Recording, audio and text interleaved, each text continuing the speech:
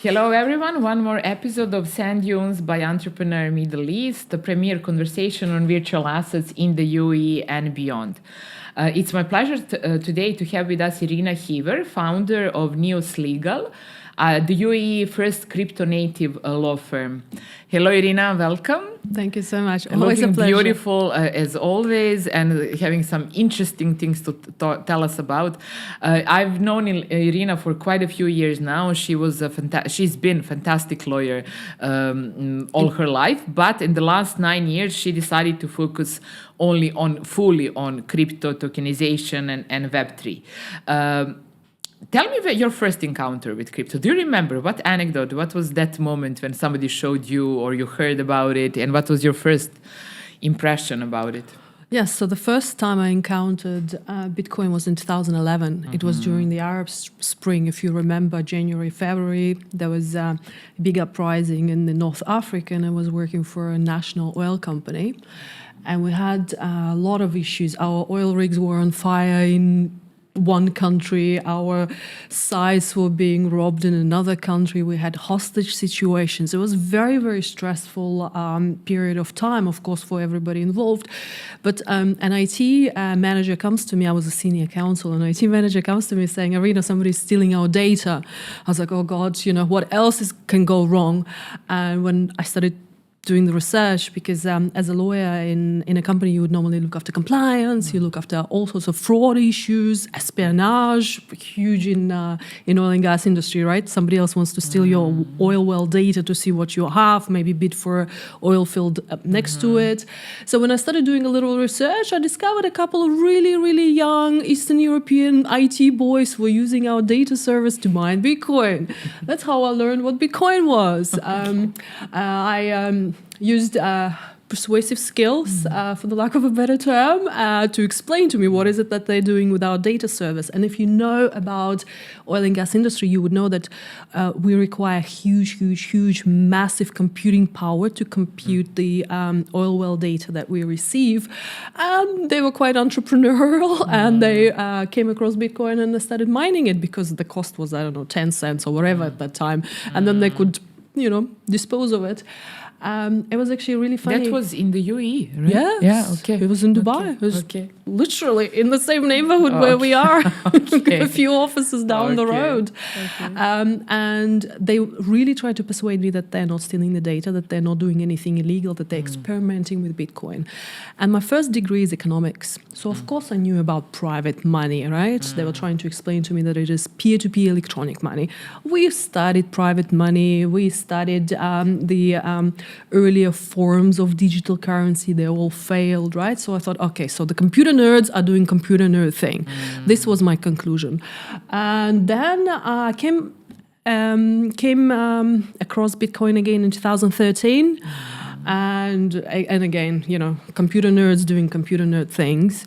And then I married one of those computer nerds who kept explaining and drilling it into me that, come on, that is the future of money. And I was like, come on, no government will allow for that. No government will ever allow for this parallel money system to exist, because it's bad enough I have an economics degree. That's even worse. I have a law degree. I have a postgrad in law. So we know how the regulations work. I know, the currency, how regulated they are, right? So, but, it took him a while to explain the fundamentals. And then I got really, really into Ethereum, believe it or not. I really believed, right, past tense, that every lawyer, every intermediary, every banker, everything will be disintermediated and completely made irrelevant by smart contracts. I was so bullish on smart contracts. During Ramadan 1 year here in Dubai, I dedicated all my evenings, because we had some spare time in the evenings. I was teaching myself Solidity by watching YouTube videos of 12-year-old kids who were recording those videos in mom's basements, because I was so convinced that this is the future, the smart contracts are the future. And I was general counsel of the largest shipping group in the world at the time, Maersk, and we did the first blockchain project in 2015. So if you go to university to study Masters of Science in Digital Assets or Blockchain Technology, you would study that project. I was super bullish. So I retired from the corporate world 9 years ago and set up the first crypto native law firm. I only wanted to work on disintermediating the agents.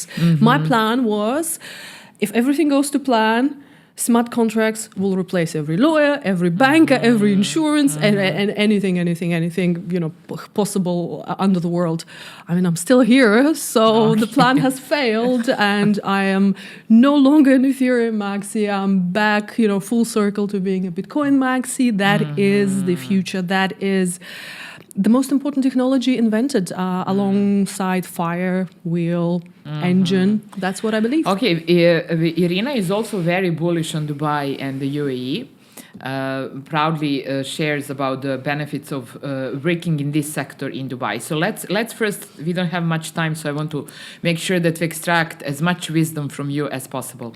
Regulation in Dubai, in the UAE, when compared to other parts of the world, please feel free to give us real life examples. And then within this, as you once told me, maze of regulation within the UAE, what are the benefits, where we can improve? And also, how do you advise your clients? Why Dubai? And then within, not why the UAE, and then within the UAE, where would be best to set up depending on the type of business, right?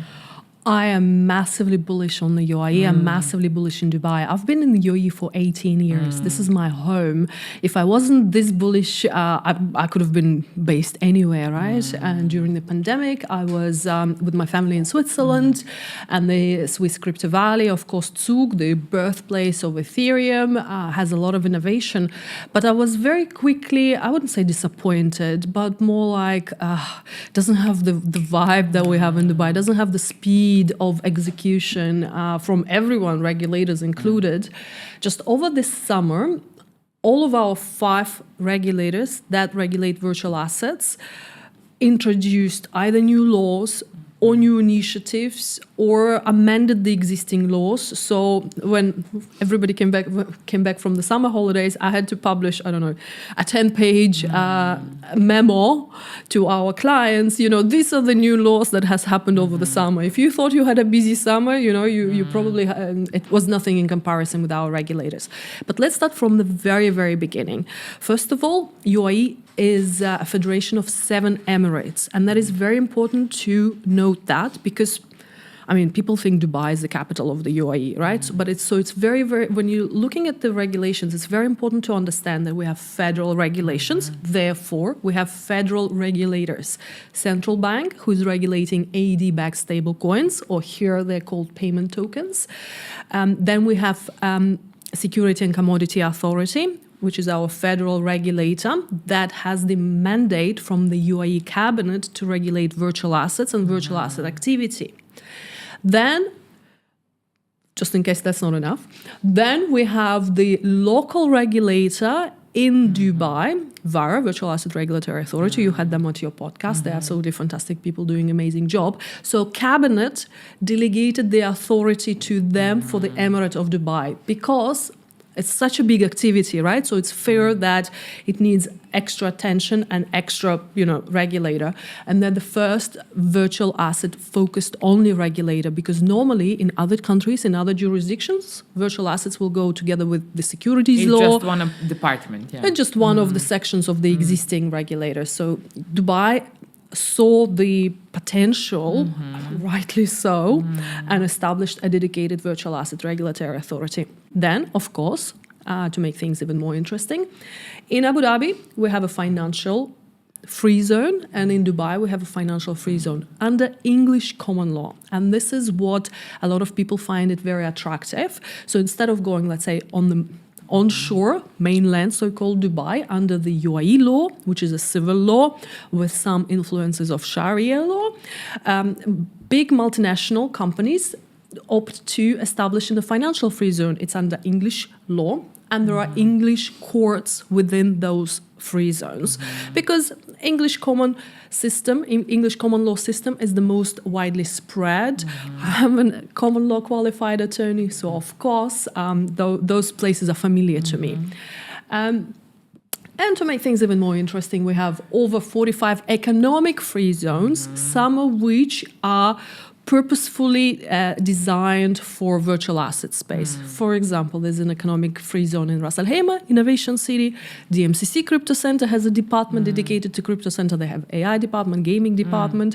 There are a couple of free zones in Abu Dhabi that kind of really looking to enter that space. It's very complicated.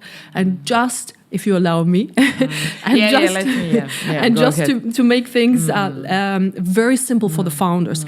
And forget about the founders, even international law firms trip over our regulatory system because it's so layered and so complicated. We wrote Founder's Guide to the UAE Crypto Laws, and we literally spelled it out in the most simplest terms. We have very practical, yeah. We have a section how to set up a business. We have a section who regulates crypto activity. We have a section how to hire and not to break the employment laws. We'll have a section how to protect your crypto and pass it on to your children and grandchildren, because that is quite important to make sure that you have all the wills in place. We have a section, the legality of Bitcoin for payments. Is it legal? Is it not legal? Well, read the book and you'll find out. Yeah, exactly. So let's now, I just wanted to introduce your book as well. I have to admit that I read it, and it was really, for somebody still learning in the space, it was really good for me. It's really practical, it's clear, it's easy to follow, and it helps a lot. So let's go 3 to 5 most common legal missteps or misconceptions that you would like founders from around the world in this sector watching us to try to avoid. What are maybe biggest things? We see a lot, but of course the main one is breaking the UAE laws without knowing so, right? Yeah. But if you don't know what the laws are and you break them, that doesn't absolve you of the liability. So if you're entering the UAE, imagine you're a founder and you're entering the UAE markets with your crypto exchange, with your payment app, with your token, and you have to be, first of all, familiar with the laws and regulations. If somebody sells you a so-called crypto license for $100,000, assuring you that everything is hunky-dory, I'm sorry, but you're being scammed. First of all, we don't have such a thing as a crypto license. let's just start there. And everything is transparent. All the fees, the process with all the regulators is quite transparent. You can find them on the website. It's easy. Absolutely, but because we have so many layers of different regulators, it's quite easy for not so honest people to sell you something that, first of all, you don't need.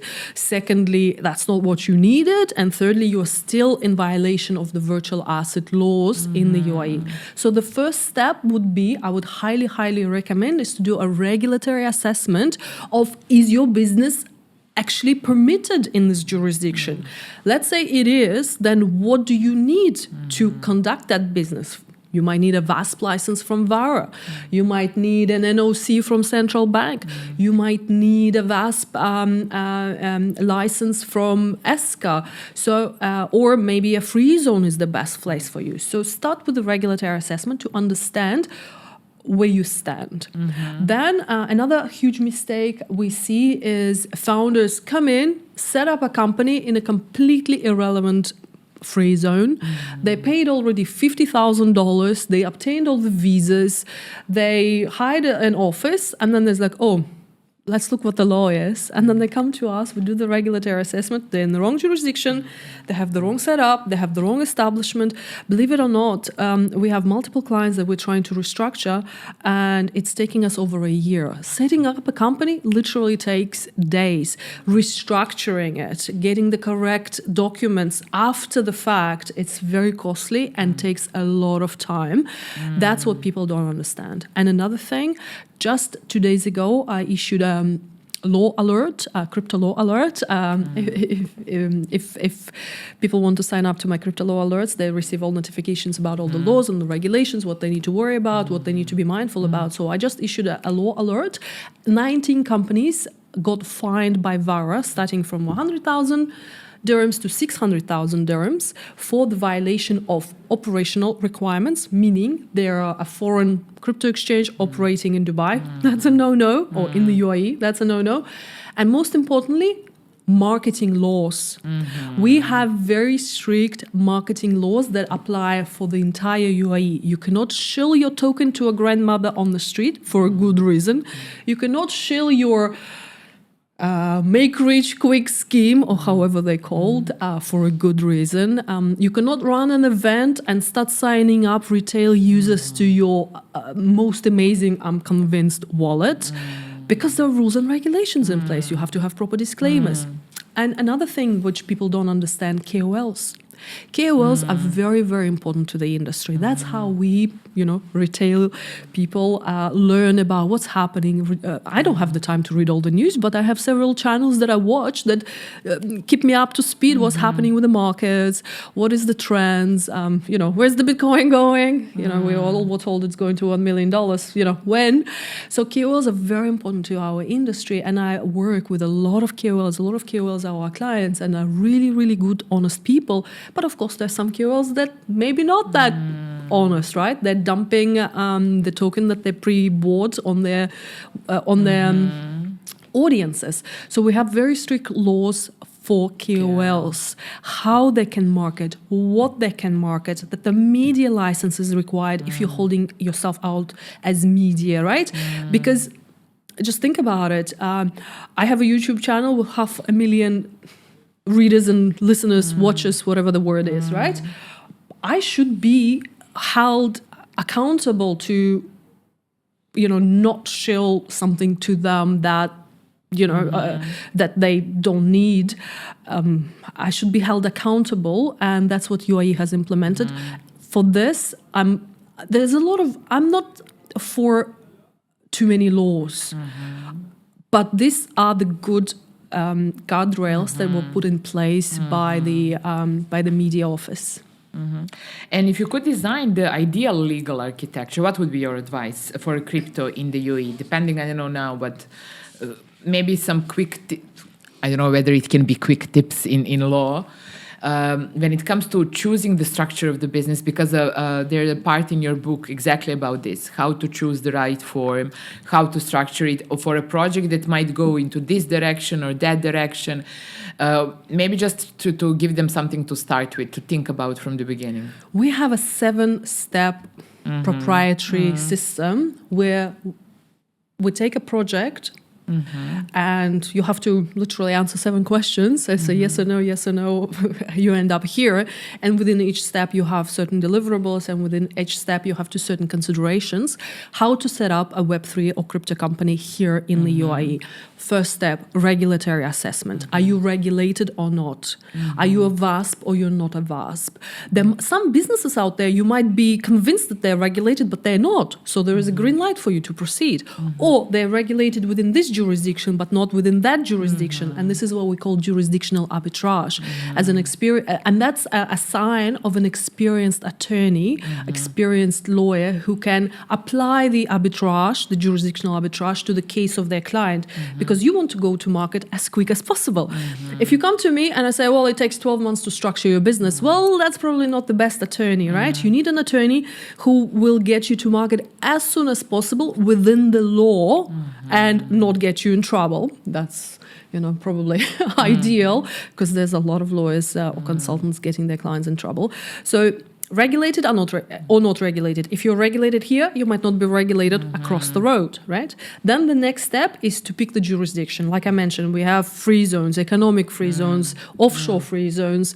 We have mainland in 7 jurisdictions, 7 mainland jurisdictions. So pick the right jurisdiction for you and for your business and for the growth as well, right? Might be perfect now, but might not be perfect tomorrow.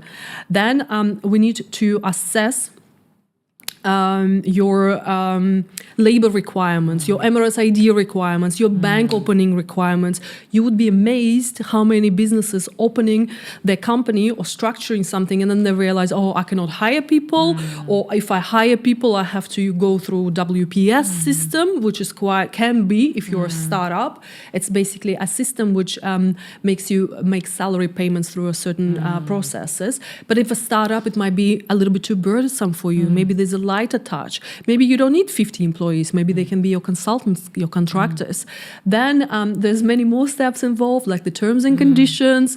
for the partners as well as for the users. So be careful. The whole thing is do your homework, and maybe this guide is a good start, but basically invest time early on, not to lose it later on, basically, right?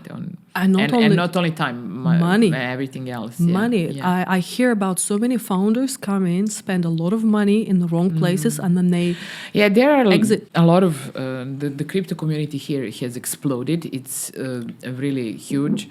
Just when you talked with the regulators, the waiting list for licenses is huge. So how do you see?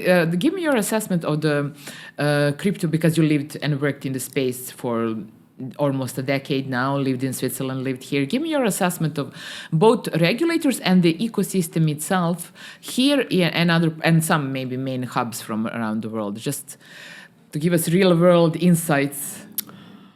I'm so convinced and so bullish on Dubai and the UAE. I don't even consider other places as hubs.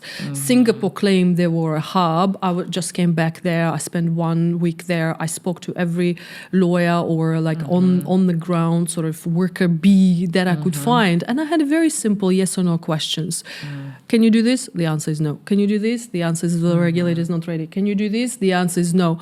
Come on. Hong Kong wants to be a hub. Fantastic. I'm all for options, because if you're a founder, what do you need? You need as many options as possible. But I'm convinced that UAE might be the first option to consider. Of course, Switzerland, if you're building something in the traditional banking space, more than 40 banks in Switzerland are now offering crypto products to retail, everyday grandma user. But if you don't have a Swiss nationality, if you don't have a European nationality, you will never be able to move to Switzerland. The immigration rules are so complicated. I love Switzerland with all my heart. I'm Swiss by marriage, so, lucky. But if you are not, you won't be able to work there with all my love for Switzerland. In the UAE, it takes 3 days to get an Emirates ID, 3 days to establish a bank account and open a company, and, off to the races you go. Everybody comes here with, if you come here hungry for work, intelligent, you're communicative, right? Because community is a must. In Web3, community is huge, right? You find the right connections, you stay away from the scammers, you stay away from bad consultants who sell you a crypto license for, I don't know, God knows what. So we all have a chance. I came here literally with one suitcase, which was full of books, because I love a book. And it was 18 years ago, and within less than a decade, I was general counsel within the largest shipping group in the world, right? A girl who just landed on the shores of UAE from Australia. That girl was very well educated with degrees from prestigious Australian universities. But there's a lot people who are well educated. I would have never had those chances in Australia. I do agree that UAE gives opportunities more than any other part of the world. Yeah. And the fast moving the space is, the more opportunities you get. Because this is the place, first of all, the country, right? If you show you can deliver, Yalla, let's go, execute. Exactly. In the Web3 space, it's even more. There are 25-year-old kids. I consider them kids, right?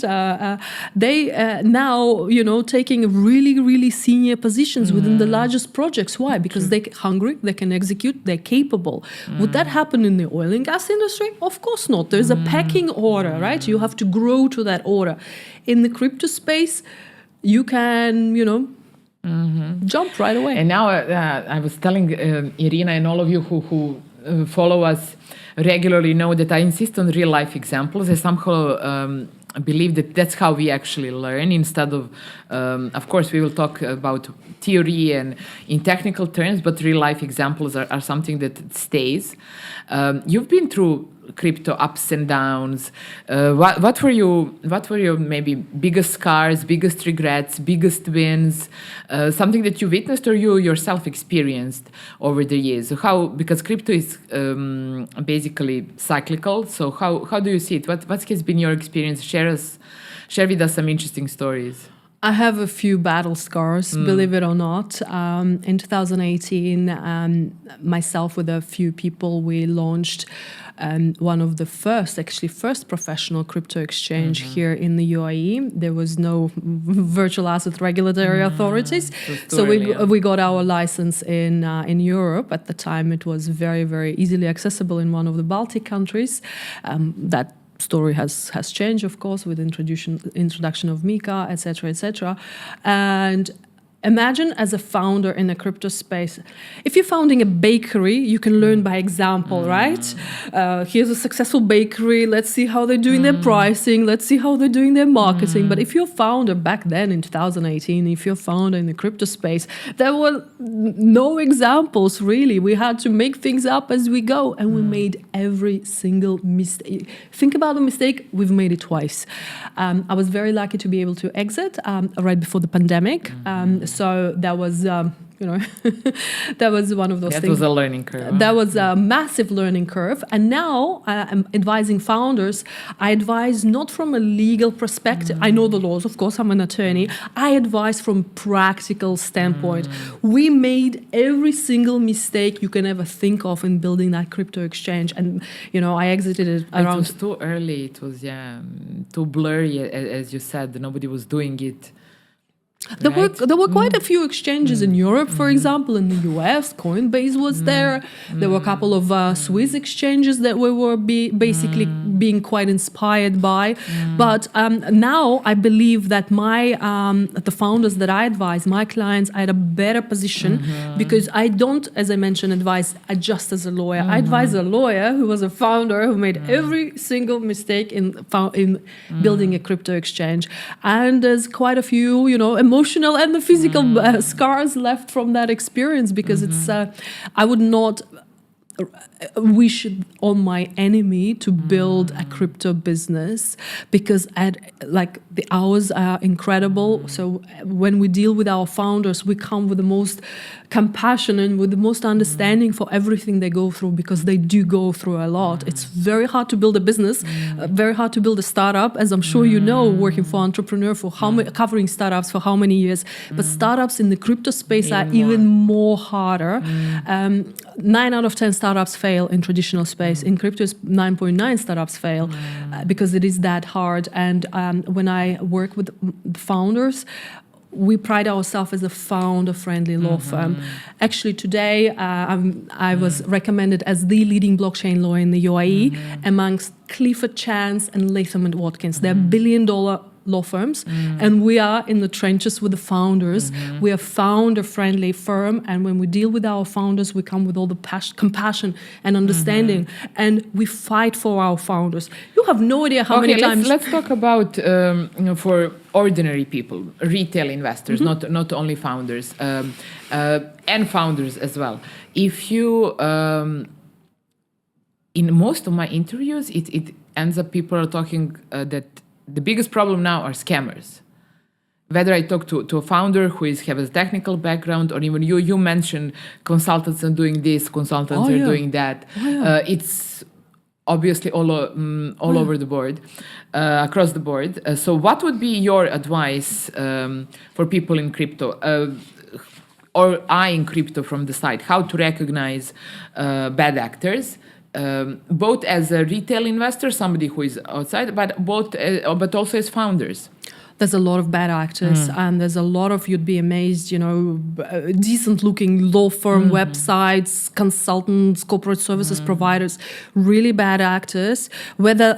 And I would consider you a bad actor even if you did not know, and you should have known better, and you gave wrong advice, and you got a founder in trouble. So I would consider that to be a bad actor as well. Maybe you did not maliciously wanted to scam them, but of course there are a lot of scammers as well. You have to be very, very careful. As a retail, if somebody message you and send me $50 and I send you 20 Bitcoin back, that is so obvious that it's a scam. I have quite a large social media presence, and there are over 200 fake fake Irina Heaver profiles on every single media available. My mom receives messages from scammers more than she receives from me offering Bitcoin investment advice. Come on. Do you really believe that a lawyer who works 24/7 will have time to message you? Forget about me, right? On the scale of things, I'm nobody. But let's say Vitalik Buterin, let's think, founder of Polygon, founder of Ethereum, CZ. Do you think they would go and eat, sleep, use a bathroom? That's how. I got messages recently from Paolo that was like, exactly, of course, exactly. Come on, you have to use like the 2 brain cells you have left to consider that if CZ is messaging you, 100% that's not him. And if he's messaging you, then you would have his WhatsApp number if you're at that level of communication. So you have to really watch out for very, very simple scams. You have to watch out for people reaching out to you with investment opportunities. Come on, nobody would do that. And you have to watch out for unregulated crypto exchanges marketing their services.